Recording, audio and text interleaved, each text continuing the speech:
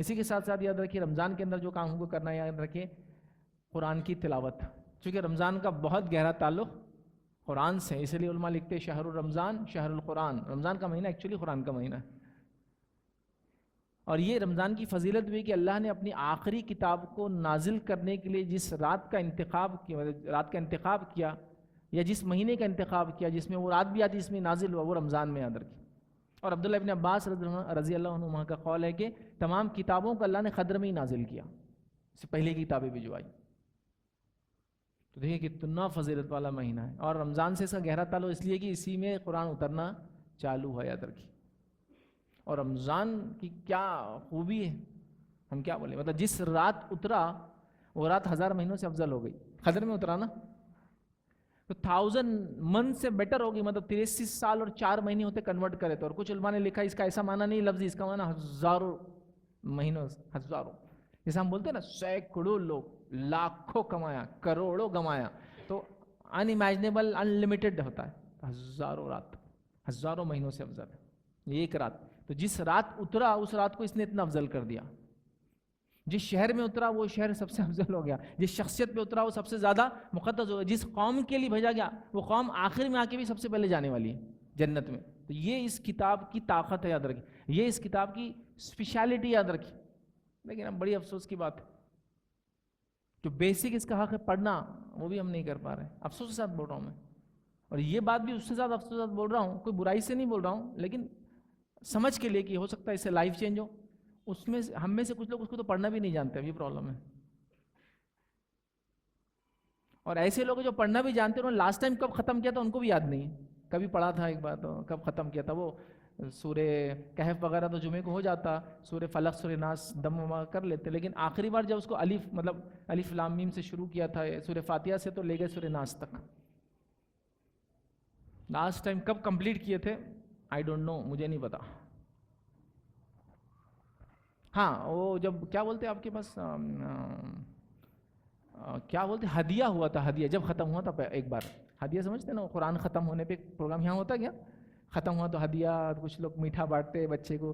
ہاں تب ہوا تھا میرا مولوی صاحب ایک بار۔ پھر اس کے بعد ہدیہ نہیں کسی نے کیا تو میں نے قرآن میں نہیں ختم کیا اب تک، لاسٹ وہی تھا۔ ہاں میں سنتا ہوں کبھی، سننا الگ بات ہے، پڑھنا الگ بات ہے، بہت ضروری چیز ہے یاد رکھیے۔ وہ دلوں کو صاف رکھتا، دل کے زنگ کو ہٹا دیتا ایک طرح سے قرآن، جن اور شیاطین کو دور رکھتا، جادو سے محفوظ رکھتا، زندگی میں برکت لاتا، اولاد انلمیٹڈ، مطلب میں کیا کیا اس کے فائدہ ہوئے، حتیٰ کہ ایک ریسرچ اسٹڈی ہے، میں فیکٹ نہیں بول رہا ہوں اس کو، ہو سکتا آگے اور ریسرچ ہوں گا، لیکن ریسرچ اسٹڈی ہے کہ جو سیمیٹک لینگویجز ہوتے ہیں اس کو صرف پڑھنے سے ذہن کھلتا، ذہن اچھا رہتا ہے۔ سیمیٹک لینگویج مطلب عربی ہو گئی، سریانی ہو گئی، عبرانی ہو گئی، سیمیٹک لینگویجز ہیں، جو نوح علیہ السلام کے بیٹے سام دے، ان سے جو مذہب اور ان کی زبانیں اس کو بولتے سامی زبانیں، یہ سیمیٹک ریلیجن، سامی مذہب۔ تو یہ ایک اسٹڈی پوری پڑھی آپ جا کے آن لائن، یہ اسٹڈی کوئی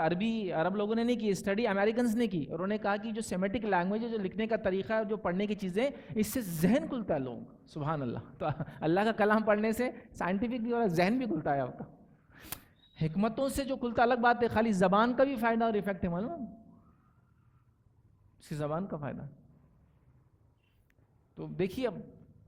چوائس ہماری ہے، اب سوچو کیا کرنا، نہیں آتا تو پڑھنا شروع کر دو، اب سیکھنا، کوئی شرم کی بات تو بالکل بھی نہیں، جو ہوا اللہ سے توبہ کرو،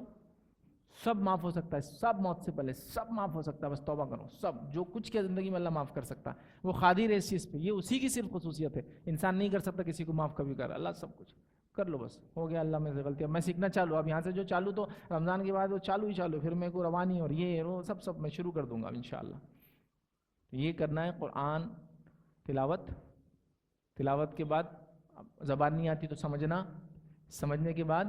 اس پہ عمل کرنا، عمل کرنے کے بعد دوسروں تک پہنچانا، اور پہلا اگر اس کا حق ایڈ کر لے تو اس پہ ایمان لانا، پھر اس کی تلاوت کرنا، پھر اس کو سمجھنا، اس پہ عمل کرنا اور اس کو دوسروں تک پہنچانا، یہ اس کے حقوق ہے، یاد رکھیں۔ اور بھی حقوق علماء لکھتے ہیں، اس کے حلال کو حلال جاننا، اس کے حرام کو حرام جاننا، اس کی حفاظت کرنا، یہ سب اس کے حقوق میں سے قرآن کے 5 مشہور حق، پہلے 5 اور بھی کئی حق ہے اس کے۔ تو چلو کچھ نہیں تو پہلے ایمان لائے، وہ تو سب لاتے ہیں ماشاءاللہ، اب تلاوت سیکنڈ حق ہے، وہ شروع کریں گے، پھر سمجھنا، عمل کرنا اور دوسروں تک پہنچانا، سب کریں گے انشاءاللہ، پلاننگ ہونا لیکن اس کی یہ رمضان سے انشاءاللہ وہ شروع کر دیجئے، ابھی بھی ٹائم ہے ہمارے لیے. تو یہ چیزیں. تو دوسرا قرآن، اس کا بڑا گہرا تعلق ہے رمضان